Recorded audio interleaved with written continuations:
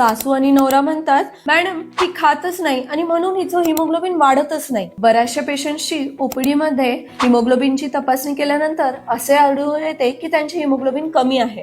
मग पेशंट म्हणते, मॅडम मी तर सर्व खाते, मी गोळ्याही व्यवस्थित घेते, तरी सुद्धा हिमोग्लोबिन वाढत नाहीये. शरीरामध्ये हिमोग्लोबिन लेवल नॉर्मल असणे हे बाळाच्या वाढीसाठी खूप इम्पॉर्टंट आहे. आणि जर गोळ्या घेऊनही आणि व्यवस्थित जेवण करूनही हिमोग्लोबिन वाढत नसेल तर याची वेगवेगळी कारणं असू शकतात. जसे की तिला आयरन ऍब्सॉर्प्शनचा प्रॉब्लेम असू शकतो, व्हिटॅमिन B12 आणि फोलिक ऍसिडची कमी असू शकते, क्रॉनिक ब्लड लॉस जसे की हेवी पिरियड्स मलेना असू शकतो, किंवा सिकल सेल ट्रेट किंवा थॅलेसेमिया ट्रेटही असू शकतो.